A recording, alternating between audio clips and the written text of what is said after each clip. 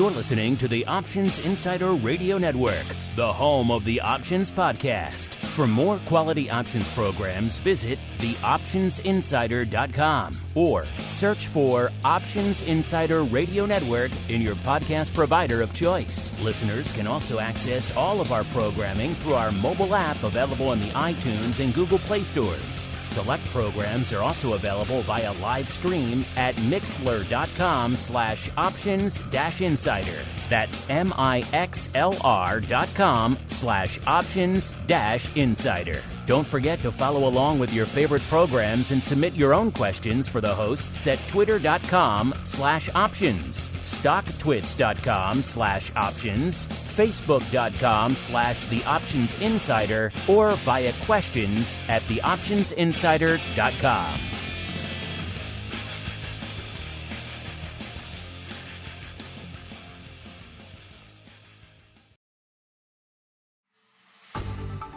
Welcome to Volatility Views, the premier program for volatility traders. Each week, we'll take a deep dive into the world of volatility with in-depth analysis, trading activity reviews, strategy breakdowns, cutting-edge education, and much more. We'll also bring you exclusive conversations with the traders, researchers, and asset managers who are reshaping the volatility landscape. If it involves volatility, then you'll find it on Volatility Views. And now, it's time to take a deep dive into the world of volatility. It's time for Volatility Views.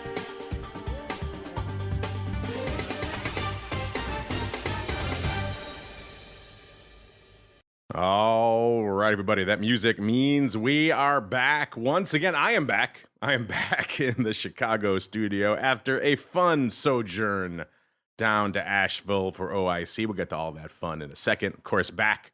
It's Friday. It's noon Central. It's 1 p.m. Eastern. Time to talk a little bit of volatility. Yes, it's time once again for Volatility Views, the premier program for volatility traders. My name, of course, Mark Longo from the THE, optionsinsider.com, as well as from the network. What a fun week on the network. I always enjoy my annual sojourn down to wherever OIC hangs its hat each year. This year it was in Asheville, North Carolina. So the second I turned off the mics from OB and the Crypto Rundown on Monday, listeners, you're headed right down to OIC. Great time. Got to catch up with a lot of great people from the world of options and ask them a lot of the questions you folks have about what the heck's going on and what the future holds for the options market. We also pulled all the panel audio for you folks because we're just that nice.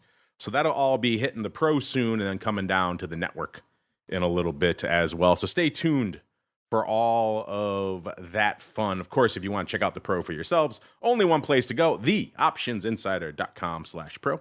Should go there now because we'll be heading over to Options Oddities after this show. And that's the only way to get it. And it's a pretty fun show. In fact, we're coming in. It's the beginning of May. Going to have to, I just got back, so I don't have it. I don't have the random number generator set up, listeners, for the pro trading crate. We'll get it set up maybe for the Monday option block show.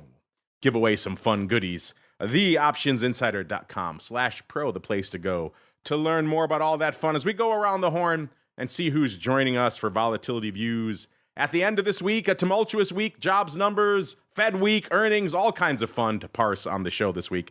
And joining us to help do that, first, let's go out to it used to be the Southern Volatility Mecca, at least when RMC was down there. I don't know what it is now in the wake of RMC moving, I believe, is it Colorado?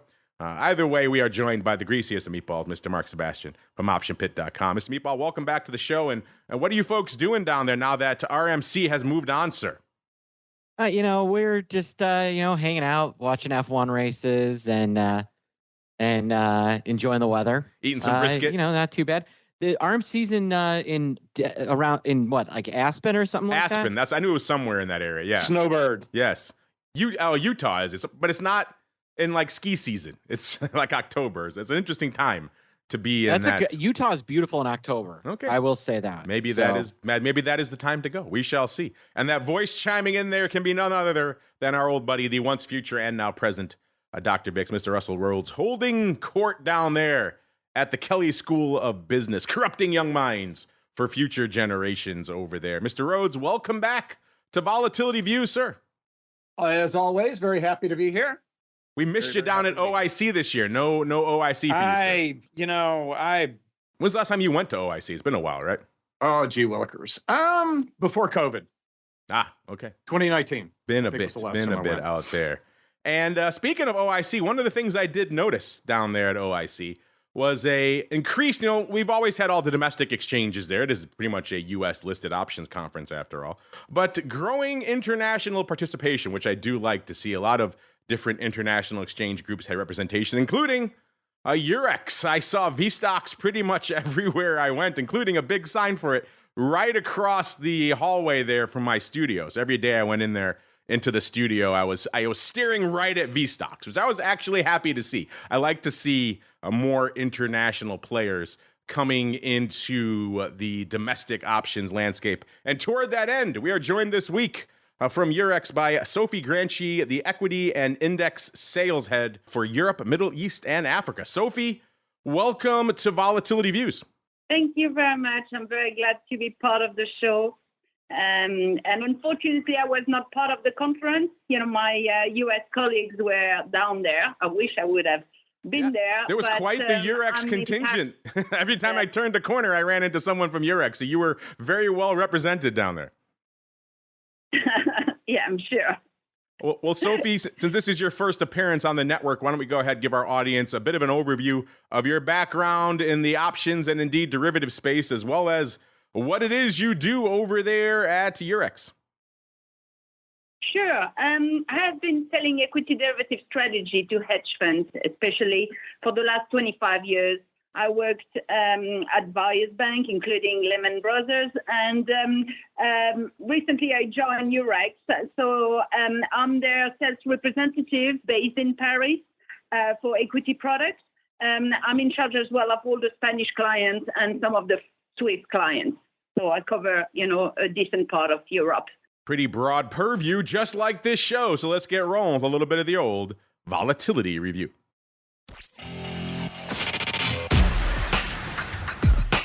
It's time to break down the latest developments in the volatility trading world. It's time for the Volatility Review.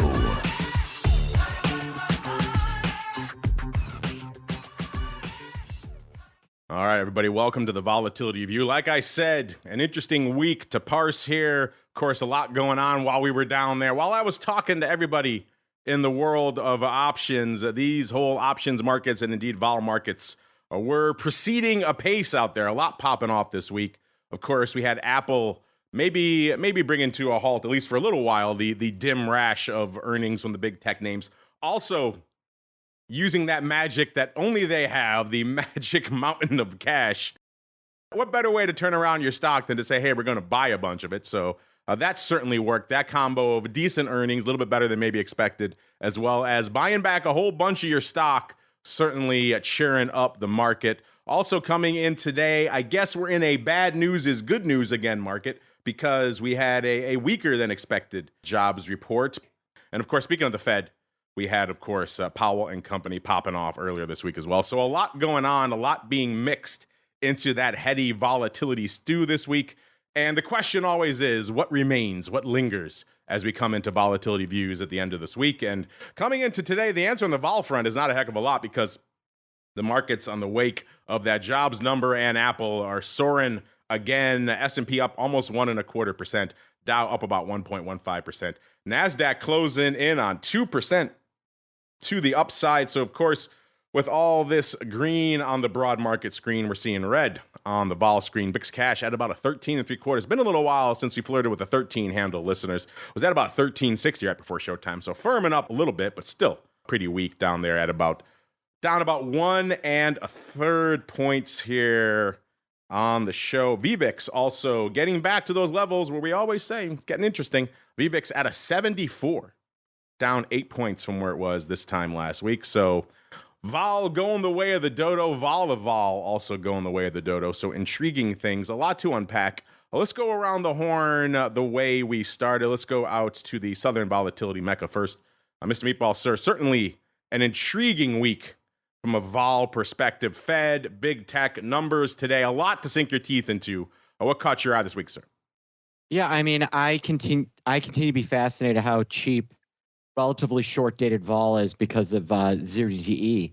That zero DTE is of course, it profoundly affects the stuff that is expiring that day, but it actually has a cascading effect going out to all the near-dated options. And near-dated options just continue to, in my belief, be underpriced relative to event risk. We saw yesterday going into non-farm payrolls that you could buy the at-the-money straddle for $40, and that was before Apple reported. We've moved 1.5 times what they were pricing today's straddle for. But going out to next week on Monday, I bought the at-the-money straddle, which was the strangle. I bought the 5110, 5130 strangle for $91. Sold the puts at $100, then sold the calls at $30. They just continue to give you gamma for what feels like next to nothing. And that is the part that I think is really interesting about the volatility environment that we're in, and kind of the effect that zero DTE has had on those willing to absorb some long gamma. It's funny, too. We always talk about the Fed put out there in the market, right? Do we maybe have an Apple put now? Do we see when we get to this level, Apple's going to step in? I mean, firm on the bid? We have a zero DTE put. Why worry about crash protection when if the market starts to turn, I can go out and buy stuff that expires today or tomorrow? There's really, that is where we're at. I mean, at some point that'll break, but for right now, with the amount of volume, with the amount of long gamma that market makers are swallowing on a daily basis, there is I believe a zero DTE put in the market. That is maybe what and now that put is going to break. I firmly believe that at some point, and we heard this at RMC. All of these put sellers will have a really bad day one day, and then they won't come back the next day, and that's when kind of this zero DTE becomes problematic. But while these premium sellers are willing to sell every single put and call spread you can possibly buy, there is a zero DTE put in the market. There we go. We have discovered a new put here on Volatility Views. What we're doing, we're doing the research for you folks out there, listeners. Potentially an Apple put and potentially perhaps a zero DTE put. Of course, zero DTE, the leading talk of the conference this week. So if you want a lot more discussion about what the heck's going on with zero DTE, what some of the stumbling blocks are for all the things you folks want, your Apple, Tesla, and NVIDIA 0 day, as well as what we can expect from that, and maybe when we can get it, then stay tuned for all that stuff hitting the network this week. I had a lot of conversations about that stuff, so you could hear it all for yourselves. Coming soon to the network, coming even faster over there on the Pro. As we keep on rolling around, we'll go out to Mr. Rhoads. Mr. Rhoads, what caught your eye out there in a very vol-heavy week? Like we mentioned, earnings, Fed, number today, a lot going on. And then B, what are your thoughts? Do we have perhaps a zero DTE put in place in the market right now, sir? I don't really know about the zero DTE, but I haven't updated my short day. This weekend is all about playing catch up on all the short date index options, including SPX, NDX, the Russell 2000, the VSTOXX 50, which has dailies as well, and the DAX. And just eyeballing it, April didn't look like that bad of a month for the option sellers, but you could see a couple of days where we had outlier moves and the premium for the next day straddle started widening out, either due to fear or just due to I just got my butt handed to me. Maybe I'll take tomorrow off. Which is what I think Mark was going for there. And the other thing, and I know we'll get to the international volatility thing, but VIX and VSTOXX have both come down kind of in line with each other, and I think my spread system's getting ready to flip positions. So look at you giving us teasers. So by the way, you're already getting love. You're already getting love on Twitter, Mr. Rhoads. VolTwits liking that you're back on the show on a more regular basis. So look at that. The love already pouring in. The show has just begun. You're already getting the love out there, sir. As we keep on rolling out there, Sophie. Obviously, your focus is international. We'll get to all that fun in a second, but obviously a lot of the funds you're selling to also play in the U.S., and a lot of the drivers of these volatility events start here in the U.S. So what was catching your eye this week, Sophie, as the rest of your colleagues and myself were all down in Asheville, North Carolina? What was catching your eye on the domestic volatility front this week? Yeah, well, of course, the vol is coming down and the vol of vol is coming down. If you look at the VSTOXX in particular, VSTOXX has broken through the 15 handle this week. And it's now back in the range that we've seen since November. So from November to March, we were in between the 12 to 15 range, and we are now back into it. So the question is, are we going to settle there for quite a bit? Well, it looks like it, at least for next week, as it seems like a pretty quiet week in terms of economic data. And there is a few holidays as well in Europe. But I think what is interesting, however, is that I think that VSTOXX is not dropping as much as the VIX this week. If I look at yesterday, where the VIX was, we were at 16 roughly at the open, and we are around 1370. The VSTOXX it was at 1585, so more or less, the same, and we are at 1440 closing today. So I think what is interesting, and we've seen that many times in the past, is the mean reverting effect on the VIX is always much more pronounced than on the VSTOXX, which means that in terms of carry strategy, you do have more interest to own the VSTOXX versus the VIX when you have moments where it's interesting to do it. So obviously not right now, because VSTOXX is actually a little bit more expensive than the VIX. And it's true on the spot, but it's true as well on the future side. I can come later on that side, but when you do V2X call, for example, versus VIX call, and you manage to do it at flat with a bit of a buffer, whatever, 3 strikes difference or 5 strikes difference, then the VSTOXX hold its value much better than the VIX. And this week, I think we are seeing that again. Yes, we are indeed. So let's get right to it, listeners. Time for the International Volatility Review. It's time to explore what's happening in the volatility market beyond our shores. It's time for the International Volatility Review. The International Volatility segment is brought to you by Eurex, home of Euro stocks, VSTOXX, DAX, and the German government bond-based Eurobund, Eurobobble, Euroshots derivatives. Eurex is the leading European derivatives exchange. Learn more about trading VSTOXX futures and options, the European Volatility Benchmark, at www.eurex.com/VSTOXX.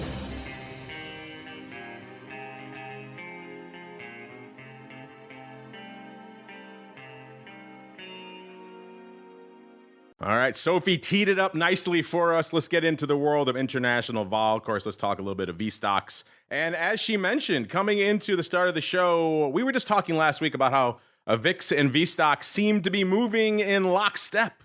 They were simpatico out there. This week, as she mentioned, not so much. As we said at the start of the show, VIX was hanging out, VIX cash at about 13 3/4. We have VSTOXX coming in to start of the show at about a 1440. Down as well, but down not quite as much, down about almost a full point, about 0.85 on the week. So as you can see, a bit of a dichotomy there between VIX and VSTOXX, which is going to make it fun for our crystal ball going forward. I don't think a lot of us had a 14 handle, but I'll have to go check at the end of the show. But that does make it challenging. Again, for those of you still kind of coming to grips with VSTOXX out there, just give you some quick ranges on the year. The high came October of last year, so heading into Halloween, heading into, of course, that moment when the Fed really kicked the market into high gear. We had VSTOXX at about a 23 1/3. The low came in mid-December, so right about where you would expect it, 12.12. It almost hit it again back in March, got to about 12.18 again before drifting up along with the rest of the vol into the 15 handle recently. So intriguing things. But Sophie, let's start there. You kind of mentioned VSTOXX holding its value a little bit better out there. I know we're seeing that right now. We're seeing that with VSTOXX still hanging out in a mid 14 handle. A, is that a common occurrence in these types of vol sell-offs? And B, what do you attribute that to? Well, I think it's holding its current value because we have European elections coming. And obviously, this is, like a risk. When you look at the future curve, you could see, and it's very interesting, like you look at the VIX term structure, the VIX future term structure, and it dropped, let's say, 30 to 40 bips in parallel this week. If you look at the VSTOXX, it actually dropped a little bit on the very front month on the May, but when you look from June, it's actually unchanged. And if you look at further maturities, the curve is actually higher. So I think people are still pricing a little bit of risk first, for European election and, as well for, all, the political events and that we've got in the region that could be probably, touching a little bit closer Europe than the U.S. Mr. Rhoads, same question for you, sir. VSTOXX hanging out a fair bit higher than VIX, at least for right now. What caught your eye out there this week, sir? Sure. So I've kind of hinted around at the thing that should be coming out very, very soon about how I've got a systemic approach to trading VIX futures and VSTOXX futures. And what I use is the front month future at 10 a.m. Chicago time every day. I just take both of those. I record them. That's my historical data. I roll on the last Friday or on the Friday before expiration, which is something I've always done when I've talked about trading VIX. You get so much goofiness in the last few days of the contracts, and you just don't really want to hold them into settlement. So I roll my positions at that point. Right now, my last today, where we see VSTOXX at a dime premium, and as was just mentioned, the curve is steeper for VSTOXX than it is for VIX right now. Last week, the spread was a nickel. I got into short VSTOXX and long VIX back on the 12th when and my entry on the short VSTOXX was 18.15 and my entry on the long VIX was 17.10. So I'm up about a point on that. But you can't trade the spot indexes, so I use the front month future as the real comparison, and I like to pick a time there where we've gotten the economic numbers in the U.S. Everything's behind us in Europe, and I'm sure people can make arguments for different times for me to record that data, but I did that, and it works very well for me. So we will, like I said, I will share how it works very well for me in the near future. Looking forward to that, sir. You have been crunching the numbers. We kind of touched on this a little bit last week, but like I said, we're hanging out almost 3/4 of a point discrepancy in the cash indexes. As you mentioned, you can't really trade those, but still, from your data, your research you've been crunching out there, how does this discrepancy stack up against how these two historically trade against each other? Sure. The average spread, and again, this is the front month futures. The average spread going back 10 years is about $1.60. It's gotten as low as VSTOXX at a 14-point premium and VSTOXX at an 8-point discount when we've had a lot of volatility going on. In fact, I think that VSTOXX premium was around Brexit, if I remember correctly. So we're a little bit below. We're a little bit below the average, which is around 1.6 VSTOXX. The front month future is typically at a premium relative to the front month VIX future. But what's really funny is even though the VSTOXX future is typically at a slight premium on an average day, when we have volatility events, VSTOXX has more often than not been the better instrument to be in, and that may be why it's at a slight premium, because it's giving you more bang for your buck to the upside when you are using the volatility derivatives for tail risk protection. Sophie, same question for you. I'm curious about your thoughts about where we stand now versus how you've seen this shape up historically. And B, you mentioned something intriguing at the top of the show. You said you're out there selling to a lot of funds over there in Europe. I'm curious, what are they up to right now? What are they using VSTOXX for, and how are they trading it, maybe against the VIX or maybe just standalone, Sophie? Well, to the question on, what hedge funds are doing, generally speaking, they always use VSTOXX as protection. So we are tending to see much more call spread calls being bought in the market. And even this week, if I look at the flows, it hasn't changed. We had, a decent buy of May 24 call and some buyers of May 2024 call spread. However, people, and this is a little bit different than, I would say 1 year ago, we see people happy to sell the upside. So we saw this week June 30 call, June 34 call being sold, for example.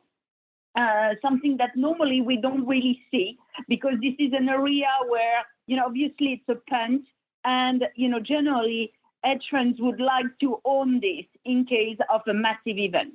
And if we think about European election, it could be a big event for VSTOXX.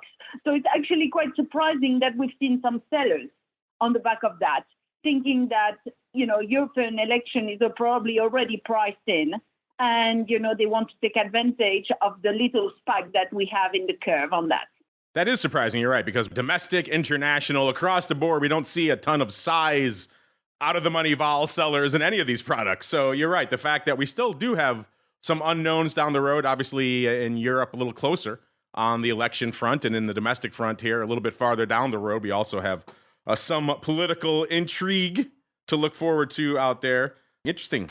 Upside call sellers. Mr. Rhoads, have you noticed those, and anything else catching your eye in the land of VSTOXX this week, sir? I did see a lot of out of the money call sellers, targeting that range that we haven't seen in quite a while for VSTOXX. But beyond that, we do seem to have more systematic volatility sellers in the U.S. than use VSTOXX over in Europe.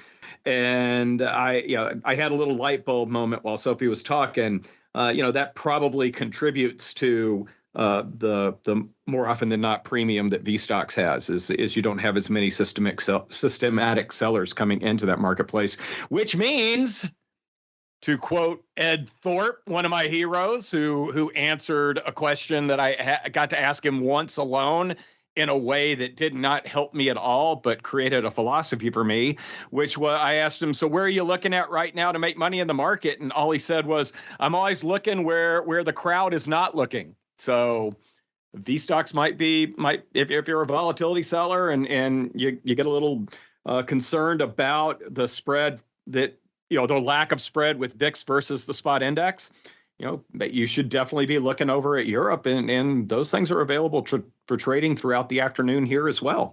Interesting. I did not have upside call selling in VSTOXX on my radar this week, which is why we crunched the numbers for you here on the show, listener. Speaking of crunching those numbers, let's keep rolling out there into the volatility surface here in the U.S. Healthy movements. Our buddy Jim Carroll's obviously having a good time with the show. He's very excited that Russell's back on, A. And B, he likes that we're looking at the futures trading at what he terms a healthy premium to cash. So maybe getting beyond all those backwardation debates it seemed like we were having a couple of weeks ago here on the show. As he alludes to, we're coming in right now. We got that front May future at about a little bit north of 14.5. At least it was right at the start of the show. I'm sure if I re-racked it now, it might be a little bit different. June at about a 15.10 or so. Puts the May future down about exactly a point.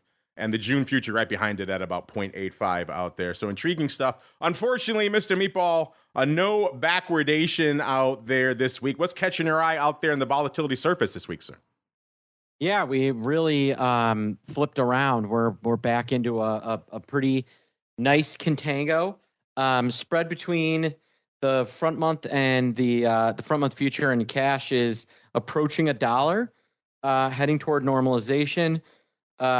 June still looks relatively inexpensive when compared to July, but the curve is moving toward normalization. that exciting you? I know you were a little hot and bothered when we had that backwardation a few weeks ago. Is this more boring? Well, this is definitely a lot easier to be short UVXY. I'll tell you that. I was going to say, yes. Some of our back pocket strategies may work a little better in this environment out there. Mr. Rhoads, same question for you, sir. What's catching your eye out there in the land of the VIX futures this week, sir? Well, it looks like we've given up, huh? But it's all done. It's all gone, baby. Yeah, the fear is completely out of the fear index. In fact, I was on an academic thing yesterday, and somebody put a formula up saying and I haven't had a chance to even look at this yet. But they have a different version of VIX where they alter the number a bit, and they divide it into a quantitative breakdown of uncertainty and risk aversion. I guess maybe all the uncertainty is out. I don't know how you get that out of the index, but that's on the long list of things to read this weekend. It's all gone. So that by that measure, VIX should be back at what is our theoretical low, a 5? It should be back. Yeah, if all the options are a nickel by a dime, I think the VIX calculation would give you something like, just under 5. Our theoretical floor. So there you go, listeners. We get that question all the time. Haven't gotten it in a little while, but it was a fun debate we had. A long time ago here on the show, listeners.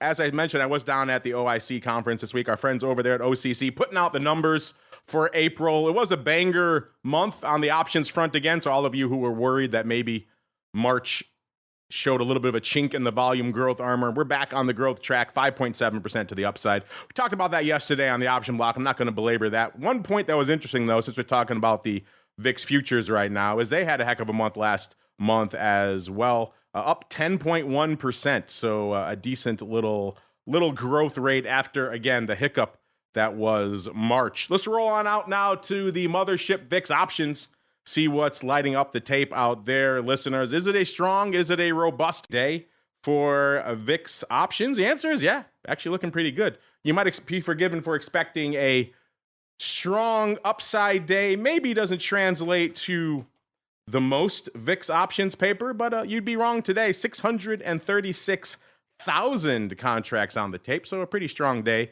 That's against an ADV of still threatening 1 million contracts a day, 904. That's actually down about 22,000 from this time last week, but still looking robust. What's open for size out there in VIX options land, you might be asking? Well, let's find out together, shall we? Cost you 189,000 contracts to break into the top 10 this week. That gets you to our old friend, the June 45, still hanging out there at the bottom of the top 10. Number 9, right above it, 190,000 of the May 17th. Dare I say it, reasonable. Number 8, our first, by the way, yes, only one put in the top 10 this week, listeners. So we're 9-1 yet again. That lone put are the May 15 puts, 215,000 of those coming in at number 8. Number 7, 219,000 of my old friends, the May 47 halves. You know I love those, but I love even more number 6. 223,000 of the August 47 halves. I love everything about all those. Number 5, 231,000 of the June 35s. Number 4, 231,000 of the May 25s. Number 3, 273 of the May 35s. Number 2, 273 as well, so just slightly outpacing it by 100 odd contracts. The May 20s. And the number 1, once again, dare I say it, reasonable position, dominating the VIX options this week, 294,000 of the May 18th. Before I roll into everyone's other favorite segment, Russell's Weekly Rundown, Sophie, I'm curious for you. Obviously, you're spending a lot of your time talking VSTOXX to a lot of international funds over there. How much attention do you pay to the domestic vol market, in particular, let's say, VIX options and futures, Sophie? Well, obviously, the VSTOXX is moving on its own, but it's, as well following, the U.S. markets. And it's always in a trend and in a similar trend. As I said again, sometimes the VSTOXX would hold better, on a mean reverting way than the VIX, but and as well could spike bigger. But I think what is interesting is, for people looking at VSTOXX versus VIX strategies. And I'm sure Russell will, tell us more about it in his coming paper. But what is really interesting is the timing of when you enter those type of trades. And given, we have obviously a bit of a jet lag in the two, the point is really, to try to trade and to buy VSTOXX and sell VIX when, for example, the US had a bad day and, Europe has been closed, when it happened. So, typically those moments, where, you will be able to sell a bit of VIX call, for example, at a higher price. And, when you come in taking the bet that, the VSTOXX calls will not be as elevated, on the next day when it opens. So that's, the way to do it. Well, she did invoke Mr. Rhoads. That means it is time, listeners, for your favorite song. It is time for Russell's Weekly Rundown. Now, Russell's Weekly Rundown. Now, Russell's Weekly Rundown. Ah, yes. I was laughing before it even started playing, listeners. The song's so nice, we have to play it twice. Mr. Rhoads, if you want the real reason you're on the show, it is just for that. Have at it, sir. Do you guys remember the old Boston Pops and Arthur Fiedler? He would stand there perfectly still with his arms in the air until it was dead silent before he would get the Boston Pops to kick off. I will not kick off until that song is played twice. All right, on Monday, it kind of early in the day, about midday, with the VIX between 1474 and 1483. Our most hated trade of the week. Somebody came in and bought about 3,000 of the May 1st 15 puts for 25 cents. It looks like they sort of tried to get out of some of them late Tuesday afternoon before expiration, but Wednesday expiration was 1587. Might VIX have been a little elevated in front of the Fed announcement? Oh, probably. So just really didn't like that trade very much. Wednesday, midday before the FOMC announcement with VIX up at 1582, somebody came in and bought 3,000 of the May 8th 30 calls and paid a nickel for them. So if they get a volatility event, between now and next Wednesday, maybe they can benefit from that. That did get me crunching some numbers because I had a couple of extra minutes. We haven't been the last time we were over 30 was October of 2022. Today will be the 370th day in a row that we don't close over 30. Yes, that is a bold prediction that we don't close over 30 today. The longest sub 30 period was over 1,100 trading days, which is, hell, that's over 4 years. That one came to the end in August of 2007. And then we were over 30 a lot for the next couple of years. Then finally, not a lot going on today. So I backtracked yesterday. I did find a trade that I do like. VIX at 1521, and I know it's lower now, but somebody came in and bought 100 of the end of the month, the May 29th 15 calls, and paid $1.60 for each for those. I do think it's probably a good way to have some decent long volatility exposure in case things do take a turn to the other side in the coming month. There you go, sir. That's why we like having you on the show. You bring up these nuggets. I wasn't thinking of VIX streaks under 30 today until you brought of course it to not. mind. VIX threatening a 13 handle. But yes, VIX under 30 streaks. Mr. Rhoads bringing the heat. VIX, VIX, what'd you say, 15s, end of month? Kind of interesting there well, listeners. We're in it a little bit right now, listeners, but hey. 15 seemed like a pretty decent level just a week ago here on the show. Speaking of the week, let's look back and see what was lighting it up out here. In, as we mentioned, a pretty vol-heavy week out there. We mentioned today a pretty robust day, 636. At least that's what it was when we first started talking about it earlier. We're up a little more now. Listen, up a lot more, actually. Up to 760,000 contracts. So fully north of 750,000 contracts already in VIX. So market liking this surge to the north here and this apparent, what did Russell say? All the uncertainty is gone. This death of vol, whatever you want to call it. VIX options liking it out here to the tune of over 750,000 contracts. The big dog today, 84, almost 85,000 of the May 16s, followed by a little bit above and expiring a little bit earlier than Russell's May 15. So which ones do you like better, listeners? The monthly 16s or the end of month 15s out there? Number two, we've got 52,000 of the May 13 half puts, and then 42,000 of the May 15 calls. Number 4, 41,000 of the SEP 13 puts. So we're kind of all over the place, which is interesting. And number 5, 41,000 as well of the May 15 puts. So maybe we got some May SEP roll action. I'll have to go dig in there to see. That didn't go up as a spread, though. Looks like the 13 puts just went up for 28 cents straight up right on the open, just mid-market. And also 40,000 of the AUG 21st 13 puts went up for the exact same price. Interesting things afoot yesterday. Not a lot of interesting stuff going on. You might be forgiven for thinking yesterday would be a pretty action-packed day, and the answer was no. Snooze fest. I guess they knew we were all down at OIC, so there was nothing to be done. 351,000 contracts only on the tape, so we're already more than double that today, listeners.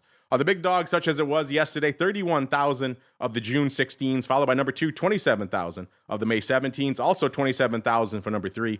Of the May 20s, number 4, 25K of the October 20s. And rounding out the top 5 yesterday, 20,000 almost exactly of the May 40s, 4 O's. Interesting. Wednesday, a little bit more paper on the tape, 499 to be precise. That big dog out there, almost 51,000 of the May 14 puts, followed by number 2, 32K of the May 17s. Number 3, 30,000 almost exactly of the June 25 calls. Number 4, 29,000 of the May 20s. And rounding out the top 5 on a decently active, but not blow your doors off kind of Wednesday, 25,000 of the August 22s. Tuesday, same level. So yeah, really, aside from today, it's kind of been a surprisingly anemic week. You might be forgiven going Tuesday, people keeping their powder dry heading into the Fed. You might think Wednesday would have delivered a little more, but apparently not. Tuesday, 489 on the tape. The big dog, 48,000 of the May 20s, followed by number 2, 35,000 of the May 14 puts. Number 3, 31,000. May 17s, our old friends, the reasonable ones. Number 4, 27,000 of the June 14 puts, and rounding out the top 5 on a fairly active, I will say, Tuesday, 21,000 of the May 15 puts. Monday, around that same level, 487, 489, 499. That was kind of most of our week out here this week. 487 on Monday. The big dog, such as it was, 24,000 of the May 18 calls, followed by number 2, 24,000 as well, the May 17. So maybe some vertical action going up there, listeners. Number 3, 23,000 the May 15 puts. Number 4, 20,000 of the July 25s. And then rounding out the top 5 on a light Monday, 19,000 of the June 18s. Mr. Meatball, a surprisingly anemic week on the VIX options front. We had Apple, we had the jobs number today, which is obviously driving some paper. We had the Fed this week. You'd be forgiven for thinking we'd have at least maybe 1 million contract day this week. And outside of today, so far, that has not happened, sir. Anything catching your eye out there on the VIX options front this week, sir? Yeah, I mean, today is definitely the busy day. You've got a lot of activity in May. Two biggest trades today are the May 13.5 puts and the September and August 13 puts, which is kind of interesting. And then you have some calls going up, but between those 3 puts, you've got 120,000 contracts right there. That's what's lighting things up today. Yesterday, the biggest trade, or not yesterday, but Thursday, biggest trade was the this October spread. Looks like they did the. It's interesting. They did the 19. The OC 1920 something or other. It's a little strange. I'm not fully sure what they're doing there, but the October 20 calls went up for some size. Wednesday, real slow, and that was the day we were down 80. The biggest trade was only 22,000 of the August 22 calls and some July calls. You would have thought on Wednesday when we were down 80 that you would have actually gotten some action. But one of the things that I think a lot of us noted was that on that huge sell-off, we really didn't get a big vol response. Yeah, that was a weird one. I was kind of in the middle of doing some shows, and I looked up and I said, wait a minute, what the hell happened? What the hell happened to the market in between those 2 shows I just did? What were your thoughts really quickly, sir, as we saw that very aggressive run up and then even more aggressive sell off at the end of the day on Wednesday? Yeah, it was pretty, the end of day was pretty violent. We dropped another 30 points in the last 20 minutes. So that was about the only time that sell off felt like there was any real fear, which kind of surprised me. But it was the sell off that no one saw coming. So I guess the 0 DTE put was kind of spent at that point, sir.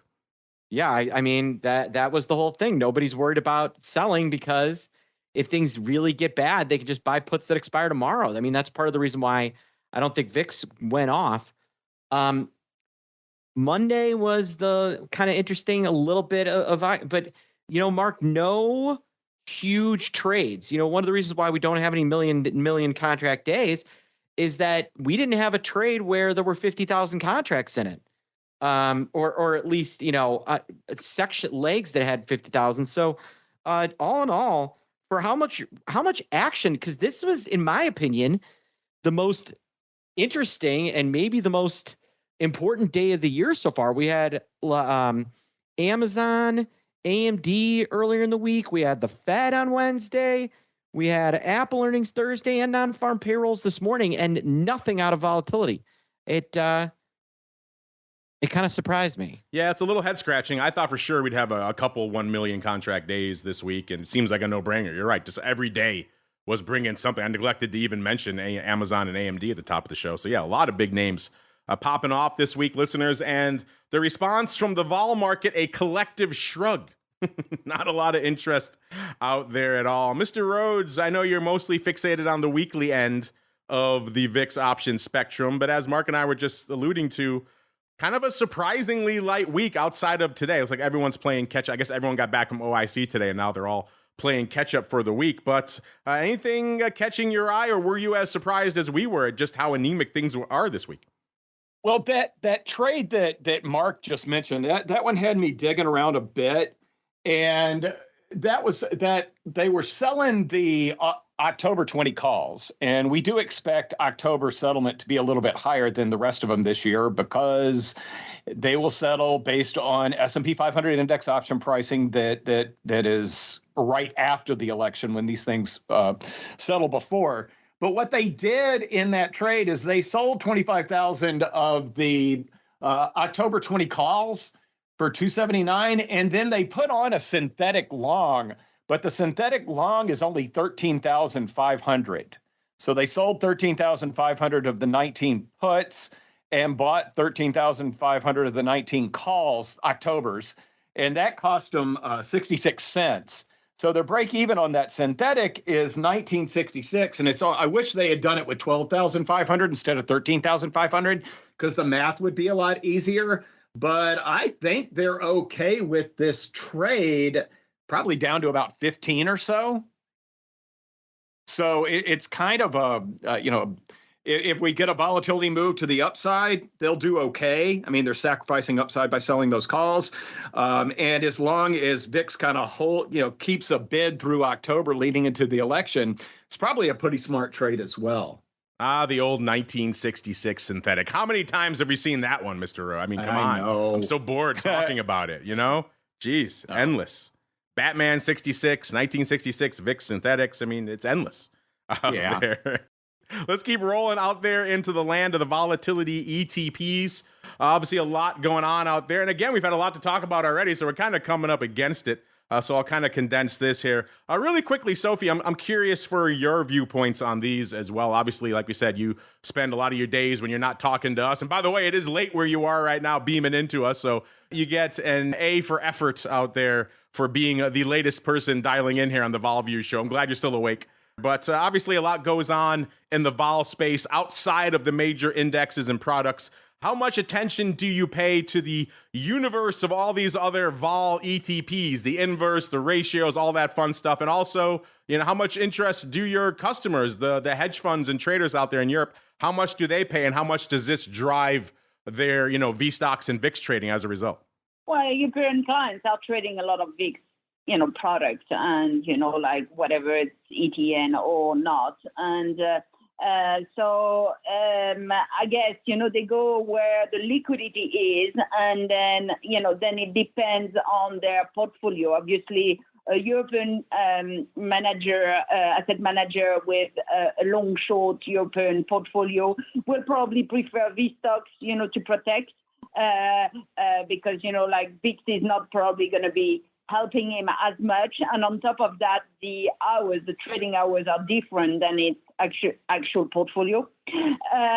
However, all the hedge fund community that are probably more vol, arb people would look at, VIX and every ETN possible to play, where, they feel, there is an interest and a gap in the market. Let's check out some of those gaps right now. In the time we have remaining, listeners, let's go out to, I know, the Meatball and Russell's favorites. They both got out of it. Maybe they're back in. I don't know. I'm guessing, given these levels, they've probably been called away now. SVIX, when we kicked off the show, is almost at a 42.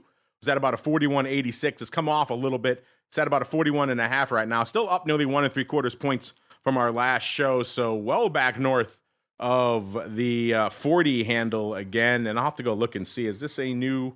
No, 52-week high is 43.38. So a little bit of a ways off that, but pretty darn close. Certainly closer than it was a week ago. Doing some paper today, about a day's worth of paper already. 4,500 contracts on the tape. The ADV is 43.40, up about 140 out there. So already managing to eclipse that out there, listeners. If you're wondering what's trading out there, take a look really quickly. The big dog, 430 of the May 41s expiring today.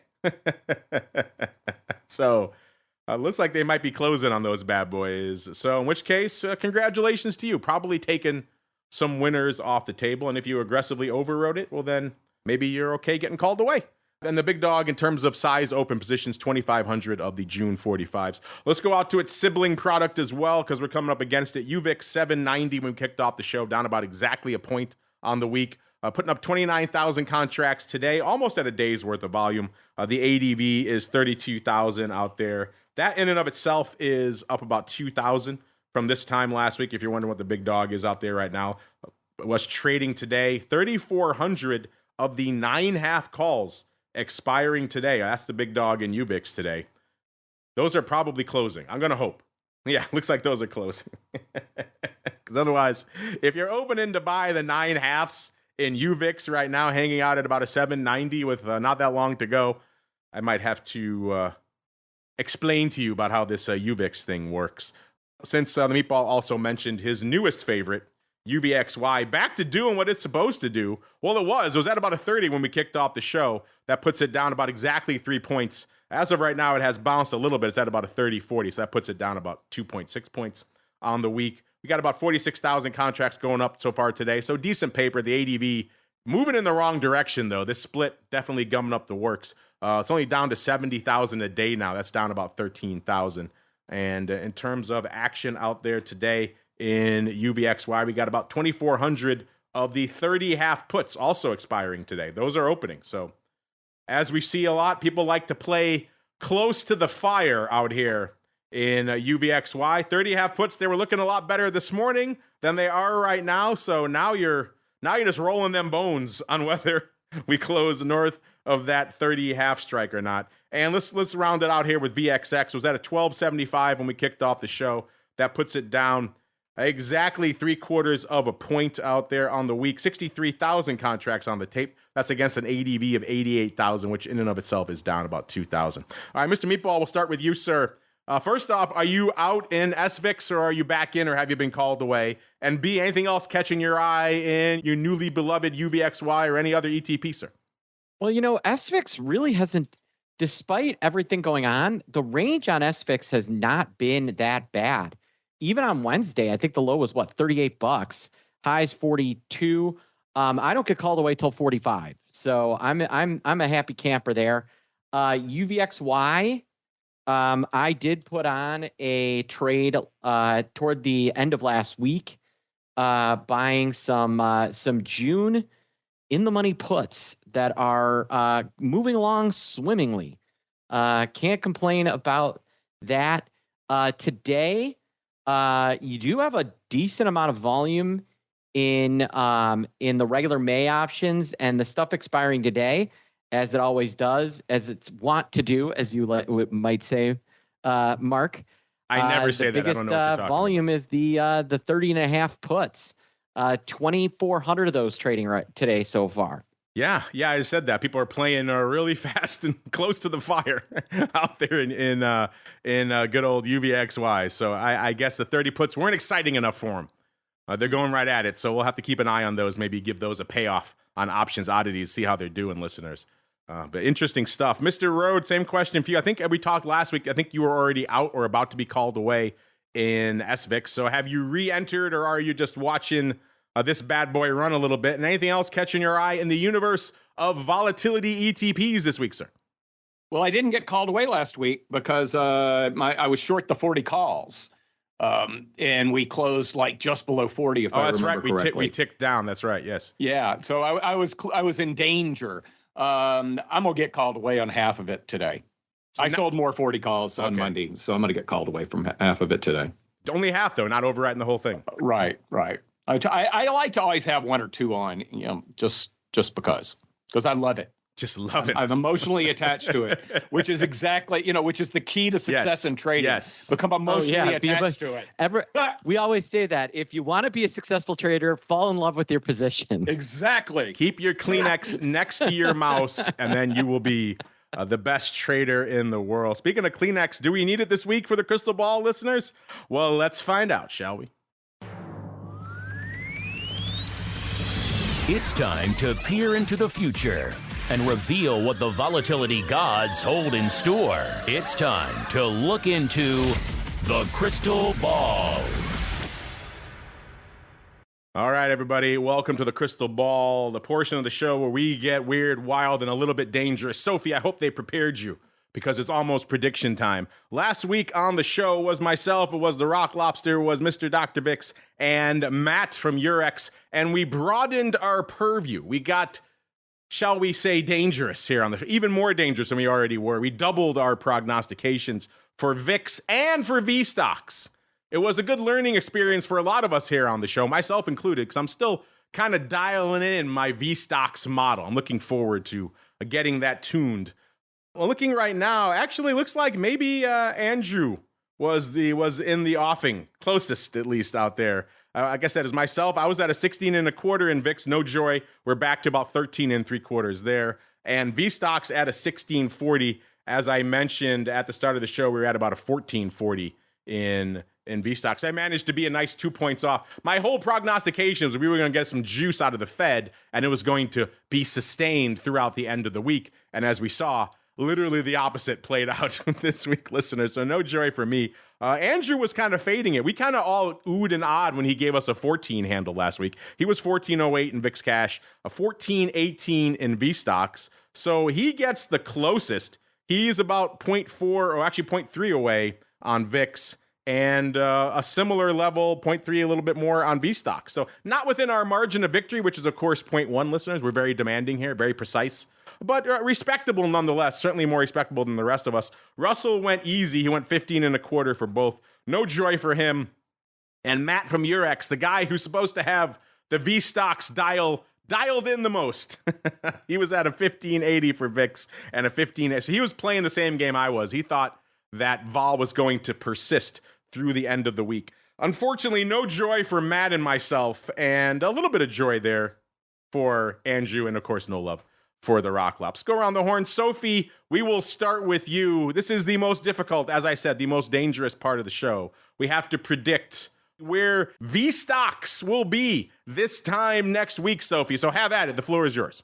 And I think that given we don't have much to expect next week in terms of economic data from the U.S.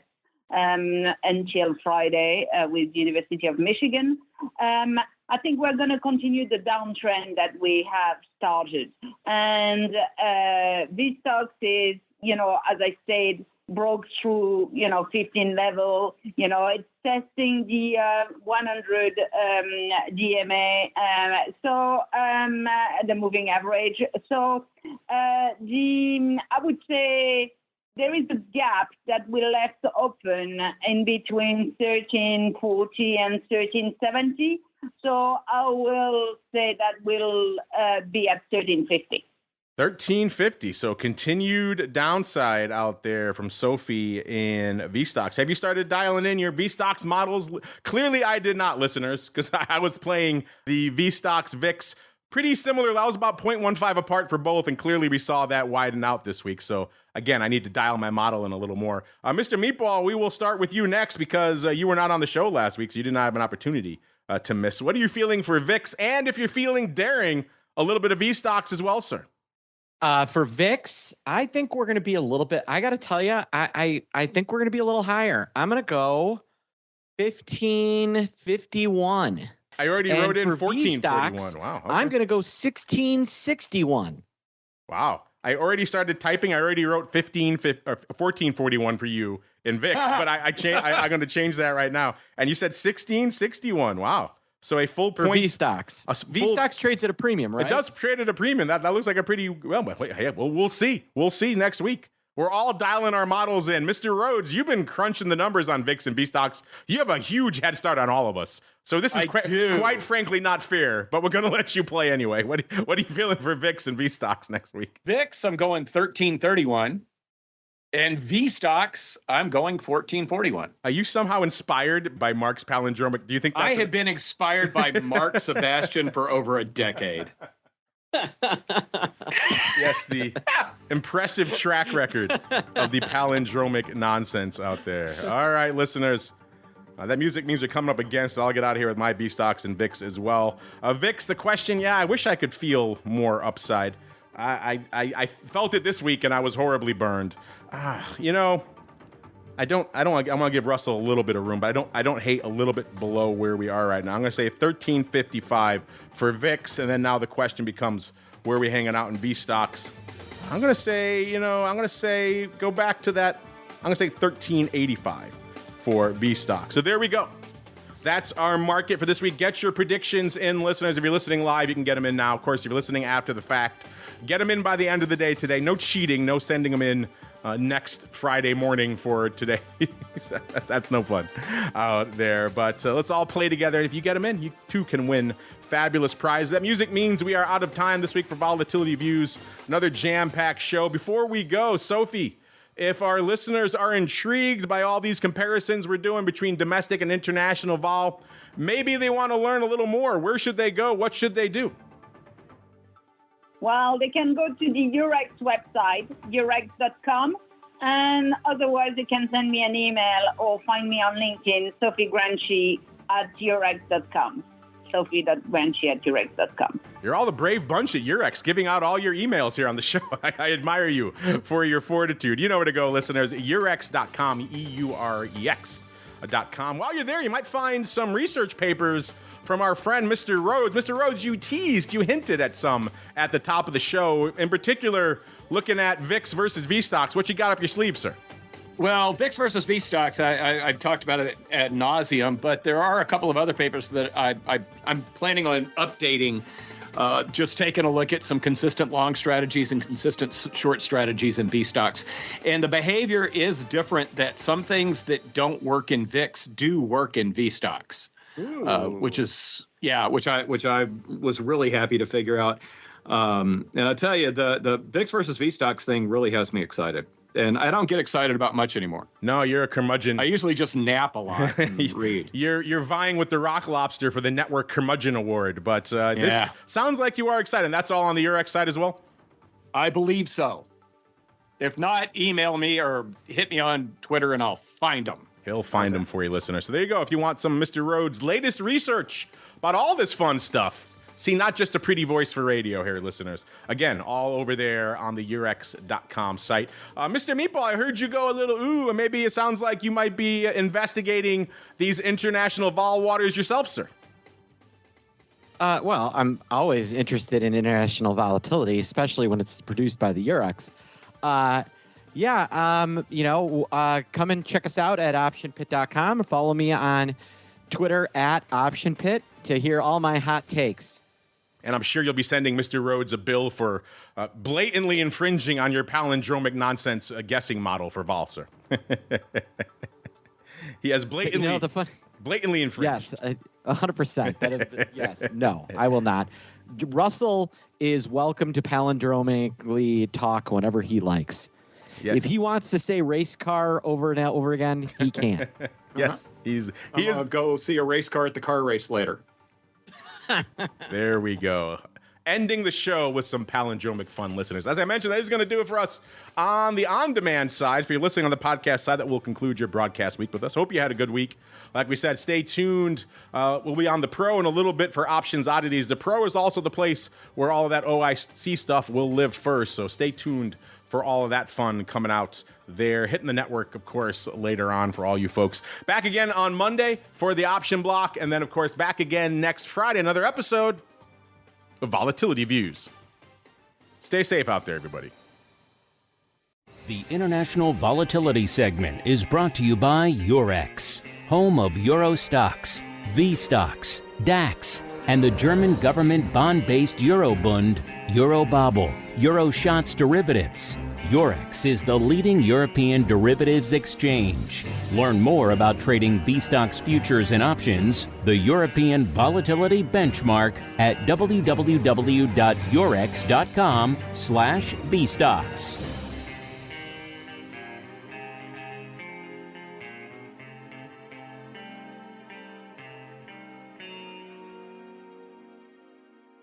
You're listening to the Options Insider Radio Network, the home of the Options Podcast. For more quality options programs, visit theoptionsinsider.com or search for Options Insider Radio Network in your podcast provider of choice. Listeners can also access all of our programming through our mobile app available in the iTunes and Google Play stores. Select programs are also available via live stream at mixlr.com/options-insider.